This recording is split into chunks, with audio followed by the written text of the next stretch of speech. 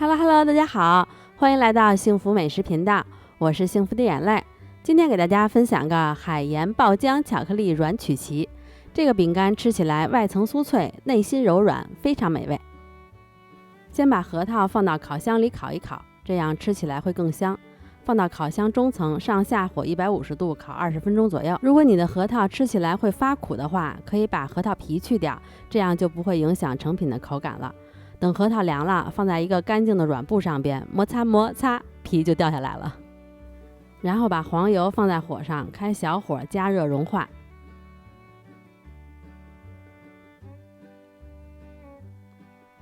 在容器里加入细砂糖和红糖，再放入海盐，少量分次倒入融化的黄油，搅拌均匀。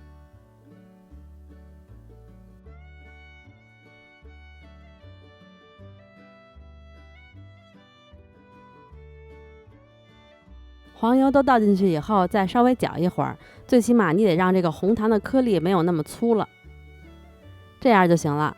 然后再倒入常温的蛋液，搅打均匀。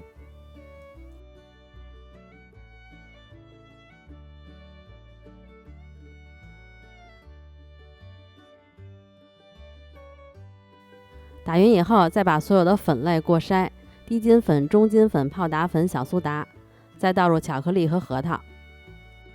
用刮刀拌匀，然后这个巧克力的面糊就做好了。这个饼干做起来是不是很简单？然后把做好的面糊平均分成6份。这个饼干适合做大一点的，太小的话，烤完以后它就是脆的，中间就不软了。每个大概是65克左右，搓成球，然后再轻轻按扁，放到冰箱里冷冻1个小时以后再烤。等时间快到了，再预热烤箱。预热的时候，把烤盘也一起放进去预热。烤箱预热上下火180度。烤箱预热好以后，就把冻硬的饼干放在热烤盘上。如果你比较喜欢吃海盐多一点的，可以表面再撒一点海盐。因为我老公说这个饼干每一口都能吃到海盐才会更好吃。他说我面糊里的海盐拌得不均匀，所以我表面给它多撒点。放到烤箱的中层或者下层都可以，看烤箱情况定。温度就是170到180左右，然后时间是12分钟左右。如果有热风的话，可以打开热风。刚烤完以后，这个饼干摸上去里边还是比较软的状态，然后慢慢的把它移到晾架上晾凉，等凉了再吃，因为热的时候表面不够酥脆，凉了表面才酥脆。这个饼干最好的口感就是当天烤出来以后吃，巧克力还没有完全融化，吃起来有爆浆的口感，饼干外层很酥，内心也更软。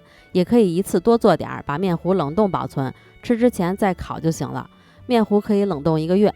这个是放到第2天的饼干，可以看到巧克力已经凝固了，里边吃起来也是软的，但是就没有刚烤出来那么软。